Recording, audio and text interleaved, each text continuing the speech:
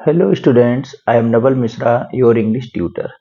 आज मैं आपको जिस लेसन का अध्ययन कराऊंगा उस लेसन का टाइटल है द सरमन एट बनारस। बहुत ही अच्छा पाठ है और यह पाठ लॉर्ड बुद्धा की टीचिंग्स के बारे में बताता है, उनकी शिक्षाओं के बारे में बताता है, उनका जो उपदेश है उसके बारे में बताता है। आइए बिना देरी किए हम लोग लेसन स्टार्ट करते हैं। गौतम बुद्ध जिनकी हम बात कर रहे थे, बिगेन लाइफ, उन्होंने अपने जीवन की शुरुआत की थी एज ए प्रिंस, एक राजकुमार के रूप में, नेम्ड सिद्धार्थ गौतम, और उनका नाम था सिद्धार्थ गौतम। कहाँ हुए थे? इन नॉर्दर्न इंडिया, उत्तरी भारत में।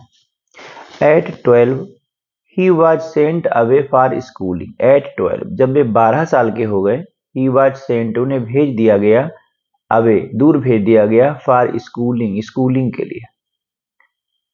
इन हिंदू सैक्रेड स्क्रिप्चर्स, हिंदू धर्म की पवित्र धर्म ग्रंथों का अध्ययन करने के लिए भेज दिया गया। एंड 4 years लेटर, और 4 साल के बाद, ही रिटर्नेड, बाहर लौटे, होम, अपने घर पर लौटे, टू मैरी अ प्रिंसेस, लौट करके उन्होंने एक राजकुमारी से शादी कर ली। प्रिंसेस माने होता है राजकुमारी।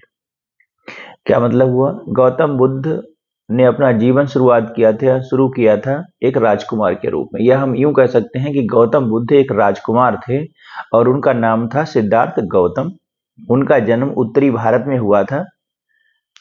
12 साल की उम्र में उन्हें पढ़ाई के लिए भेजा गया। काहे की पढ़ाई की उन्होंने? हिंदू धर्म ग्रंथों का अध्ययन किया। एंड 4 years लेटर, और 4 साल के बाद वह अपने घर लौटे, अपने महल में लौटे और एक राजकुमारी से शादी कर ली। दे हैड ए सन, उनके एक बेटा भी हो गया। एंड लिव्ड फॉर 10 years, और 10 साल तक रहे एज बिफ्टेड रॉयल्टी, रॉयल्टी के साथ, मतलब बड़े शाही ढंग से, या एक राजकुमार बन करके वह 10 साल तक अपने महल में रहते रहे, या 10 साल तक उन्होंने एक अच्छे राजकुमार की तरह खूब भोग विलास का जीवन जिया। At about the age of 25, 25 साल की उम्र में, द प्रिंस, राजकुमार, heretofore shielded from the sufferings of the bird, shielded from the sufferings of the bird, while out hunting chanced out a sick man। जब वे 25 साल को हो गए तब वह तब तक वह दुनिया की जो सफरिंग्स थी, जो कष्ट थे, उनसे वह बेखबर थे। उन्हें नहीं पता था कि दुनिया में कोई तकलीफें होती हैं, संसार में कुछ तकलीफें हैं, कष्ट भी हैं। भाइल आउट हंटिंग, एक बार क्या हो रहा था, वह हंटिंग को जा रहे थे, शिकार करने जा रहे थे। चांस, और उन्हें मौका मिल गया, अवसर मिला, ए सिक मैन, एक बीमार आदमी से मिलने का। देन ए एज्ड मैन, फिर वह एक बूढ़े आदमी से मिले। देन ए फनरल प्रोसेशन, उसके बाद एक अंतिम संस्कार के लिए जा रही डेड बॉडी के काफिले में शामिल हो गए। एंड फाइनली ए मॉन्क, और अंत में उन्हें एक भिखारी भी मिला, बेगिंग आर्म्स, जो भीख मांग रहा था। क्या मतलब है? जब तक वह 25 साल के हो गए थे, 25 साल के नहीं हो गए, तब तक उन्हें कुछ भी नहीं पता था कि दुनिया में कहीं तकलीफें, कोई कष्ट में है, कोई आदमी भीख मांग रहा है, कोई बीमार होता है, कोई बूढ़ा होता है। एक बार वह शिकार के लिए जा रहे थे, तब उन्हें इन सब चीजों को जानने का मौका मिला। दीज साइट्स, इन दृश्यों ने, सो मूव्ड हिम, उन्हें इतना मूव कर दिया, इतना प्रभावित कर दिया, that he at once went out into the world to seek enlightenment, कि वह तुरंत संसार में चले गए। मतलब क्या? उन्होंने अपना घर छोड़ दिया। Concerning the sorrows he had witnessed, और वह उन दुखों के बारे में चिंतित हो गए जिन दुखों को उन्होंने देखा था, उनका सल्यूशन खोजने के लिए उन्होंने घर छोड़ दिया और घर से निकल पड़े। अर्थात वह दुनिया को कष्टों से बचाने के लिए, कि दुनिया को इन कष्टों से कैसे बचाया जाए, दुनिया तो बड़ी तकलीफ में है, उन्होंने अपना घर छोड़ दिया और वह बाहर निकल गए। ही वंडर्ड, वह भटकते रहे, इधर उधर घूमते रहे, फॉर 7 years, 7 सालों तक भटकते रहे। फाइनली, अंत में, set down under a people tree, और अंत में वह एक पीपल के पेड़ के नीचे बैठ गए।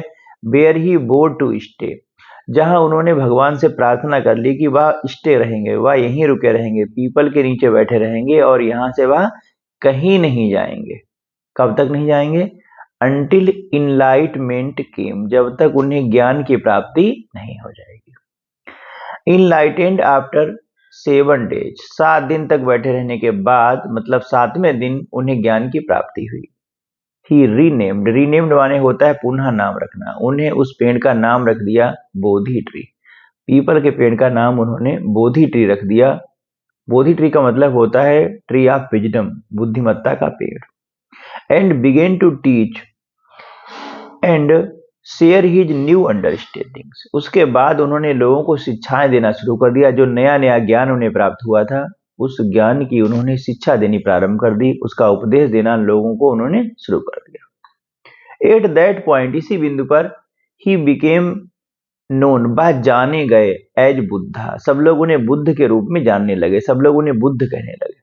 बुद्ध का मतलब होता है द अवेकन्ड, जो जाग गया हो, आर इनलाइटेंड, या जिसे ज्ञान की प्राप्ति हो गई हो। The Buddha preached his first sermon, Buddha ने अपना पहला सरमन, अपना पहला उपदेश दिया कहाँ? At the city of Banaras, Banaras शहर में दिया उन्होंने। Most Holi of the dipping places, बहुत ही पवित्र स्थान पर दिया। Dipping places on the river Ganga, Ganga, पवित्र गंगा नदी के तट पर उन्होंने अपना पहला उपदेश दिया। That sermon has been preserved, और इस उपदेश को सुरक्षित रखा गया है। एंड इज गिवन हियर, जो यहाँ दिया जाता है। It reflects the Buddha's wisdom, इस ज्ञान से, इस उपदेश से में बुद्ध की विजडम, बुद्ध की बुद्धिमत्ता प्रतीत होती है। About once inscrutable kind of suffering, एक ऐसे सफरिंग के बारे में जिसका निवारण नहीं किया जा सकता, जो बहुत ही असहनीय कष्ट है, पीड़ा है, उसका सल्यूशन इस उपदेश में उन्होंने किया है। अब देखें, यहां से उपदेश शुरू होता है।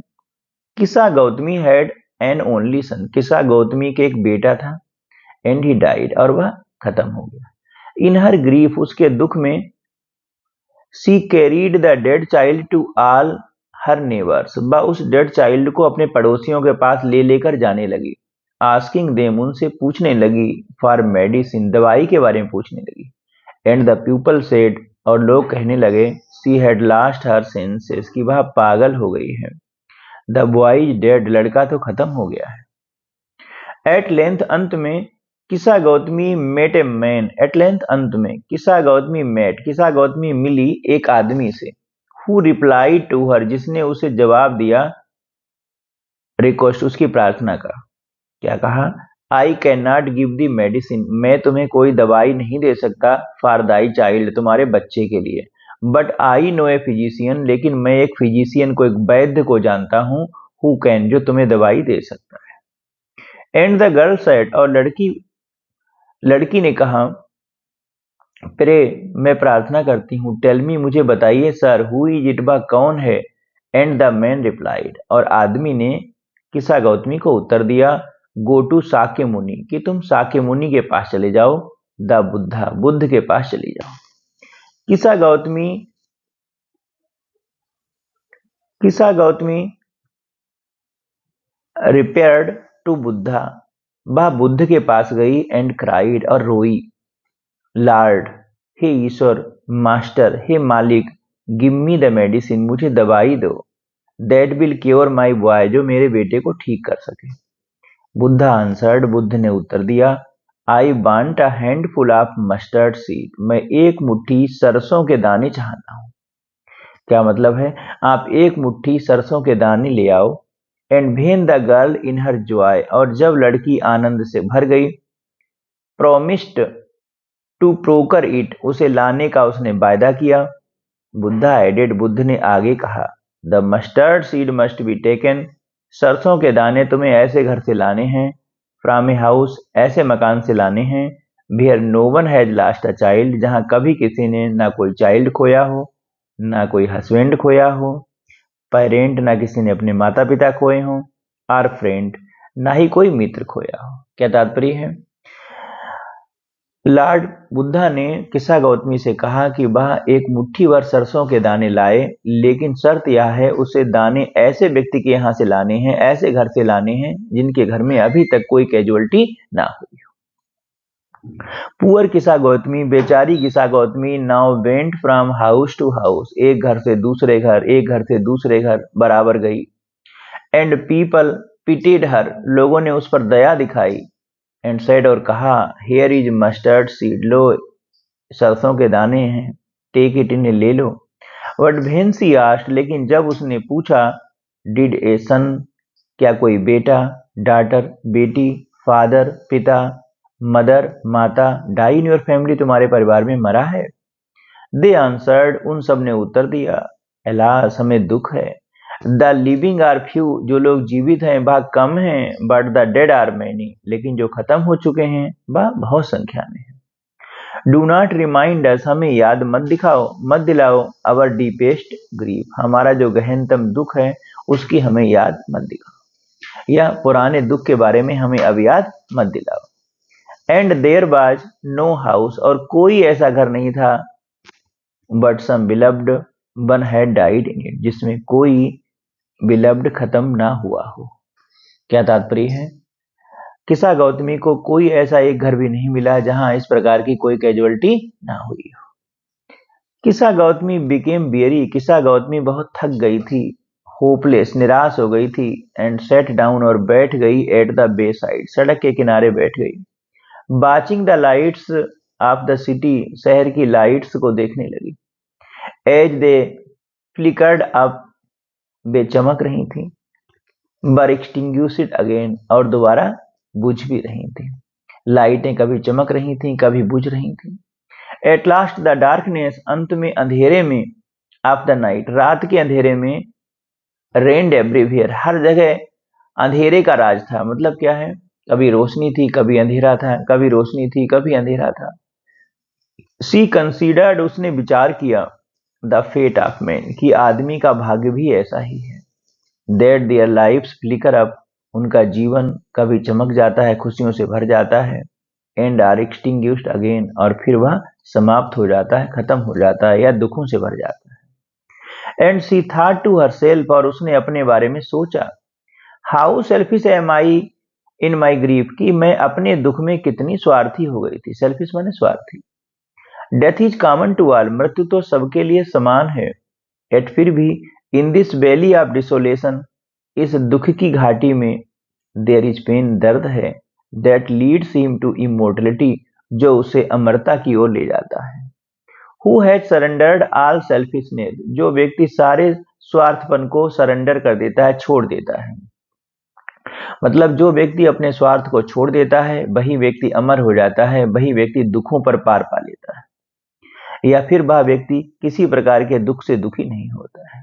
बुद्धा साइड, बुद्ध ने कहा, द लाइफ ऑफ मॉर्टल्स, मानवों का जीवन इस दुनिया में जिस व्यक्ति ने भी जन्म लिया है, इज ट्रबल्ड, वह दुखी है। एंड ब्रीफ, और उसका जीवन संक्षिप्त है। कंबाइंड विद पेन, वह दर्दों से भरा हुआ है। फार देर, बुद्ध ने उस महिला को समझाया कि इस दुनिया में जो भी व्यक्ति ने जन्म लिया है उसकी मृत्यु निश्चित है, उसका जीवन दुखों और कष्टों से भरा हुआ है। इज नॉट एनी मीन्स, और कोई ऐसा मीन्स नहीं है, कोई ऐसा साधन नहीं है, बाई विच, जिसके द्वारा, दैट हैव बीन बोर्न, जो आदमी पैदा हुआ है, कैन अवॉइड डाइंग, वह मृत्यु से बच सके। किसी तरीके से जो व्यक्ति जन्म लिया है उसकी मृत्यु टाली नहीं जा सकती है। आफ्टर रीचिंग ओल्ड एज, वह बुढ़ापे में पहुंचेगा, बूढ़ा हो जाएगा, देयर इज डेथ, उसके बाद उसे मृत्यु आनी है। Of such a nature are living beings, ऐसा ही मानव प्राणियों का नेचर है, ऐसा ही मानव प्राणियों का स्वभाव है कि जिसने जन्म लिया है उसे मृत्यु जरूर आनी है। एज राइप फ्रूट्स, जैसे पके फलों को, are early in danger of falling, उन्हें गिरने का खतरा होता है। जो फल पक जाता है, पक चुका होता है, उसे टपकने का खतरा रहता है, वह किसी भी समय टपक सकता है। सो मार्टल्स, ऐसे ही नासवान व्यक्ति, मनुष्य, वेन बोर्न, जब उनका जन्म होता है, are always in danger of death, फिर उन्हें मृत्यु का खतरा हर समय रहता है, वह कभी भी खत्म हो सकते हैं। एज ऑल एर्थन वेसल्स, जैसे सभी मिट्टी के बर्तन, मेड, जो बनाए जाते हैं, बाई पोटर, कुम्हार के द्वारा, इन बीइंग ब्रोकन, वह एक न एक दिन टूट जाते हैं। So the life of mortals, ऐसा ही मानवों का जीवन है, ऐसा ही मनुष्यों का जीवन है। बोथ यंग एंड एडल्ट, दोनों का, चाहे वह छोटे हों चाहे प्रौढ़ हों। Both those who are fools, चाहे वे मूर्ख हों, दोज हु आर वाइज, चाहे वे बुद्धिमान हों। All into power of death, मृत्यु की शक्ति सब पर समान काम करती है। All are subject to death, और सभी मृत्यु का विषय बन जाते हैं या सबको मरना पड़ता है। क्या तात्पर्य है? लॉर्ड बुद्ध ने किसा गौतमी को समझाया कि इस दुनिया में चाहे कोई व्यक्ति शक्तिशाली हो, चाहे कोई व्यक्ति कमजोर हो, चाहे कोई मूर्ख हो, चाहे कोई बुद्धिमान हो, जिस व्यक्ति ने जन्म लिया है उसे मरना है और किसी तरीके से उसकी मृत्यु को टाला नहीं जा सकता। Of those who overcome by death, वे लोग ओवरकम बाय डेथ जिन पर मृत्यु काबू कर लेती है, डिपार्ट फ्रॉम लाइफ, वह जीवन से चले जाते हैं, मतलब उनका जीवन खत्म हो जाता है। A father can not save his son, एक पिता अपने बेटे को नहीं बचा सकता। किन्समैन दियर रिलेशन, जो रिश्तेदार है अपने रिश्तेदार को नहीं बचा सकता। मार्क, ध्यान दो, भाई relatives are looking on and lamenting, जो रिलेटिव्स हैं, रिश्तेदार हैं, लुकिंग ऑन बात देख रहे होते हैं, एंड लेमेंटिंग विलाप कर रहे होते हैं, डीपली बहुत जोर से। One by one mortals are carried off, लेकिन लोग एक एक करके मरते जाते हैं। लाइक एन ऑक्स, जैसे कोई बैल, that is led to the slaughter, जिसे कसाई खाना ले जाया जाता है। So the world is afflicted, इसी तरह यह संसार दुख से भरा हुआ है। विद डेथ, मृत्यु से भरा हुआ है। डिके, पतन से भरा हुआ है। इस दुनिया में सबकी मृत्यु होनी है, सबका पतन होना है। देयरफॉर, इसलिए द वाइज, जो बुद्धिमान लोग होते हैं, डू नॉट ग्रीव, बा दुखी नहीं होते हैं। Knowing the terms of the world, वे संसार की टर्म्स को, संसार की शर्तों को जानते हैं। उन्हें पता है कि संसार में जिस व्यक्ति ने जन्म लिया है उसकी मृत्यु निश्चित है, जिस व्यक्ति का उत्थान हुआ है उसका पतन निश्चित है। नॉट फ्रॉम वीपिंग, रोने से नहीं, नॉट फ्रॉम ग्रीविंग, दुखी होने से नहीं, will anyone obtain peace of mind, कोई भी व्यक्ति मानसिक शांति को प्राप्त नहीं कर पाएगा। ऑन द कंट्रेरी, और इसके विपरीत, his pain will be greater, उसका पेन, उसका दुख और ग्रेट हो जाएगा और बढ़ जाएगा। And his body will suffer, और उसकी बॉडी जो है वह सफर करेगी, पीड़ित होगी, दुख झेलेगी। He will make himself sick and pale, वह अपने आप को बीमार कर लेगा, वह अपने आप को कमजोर कर लेगा। Yet the dead are not saved, फिर भी मरे हुए व्यक्ति को बचाया नहीं जा सकता। बाई हिज लेमेंटेशन, उसके विलाप करने से, उसके रोने चिल्लाने से। ही हु सीक्स पीस, वह व्यक्ति जो शांति प्राप्त कर लेता है, should draw out of the arrow of lamentation, वह विलाप के तीरों से बच जाता है। एंड कंप्लेंट, और शिकायत करता है। एंड ग्रीफ, और दुखों से बच जाता है। वह व्यक्ति जो मानसिक शांति प्राप्त कर लेता है, वह विभिन्न प्रकार के दुखों से, शिकायतों से और विलापों से बच जाता है। He who has drawn out the arrow, वह व्यक्ति इस तीर से बच जाता है।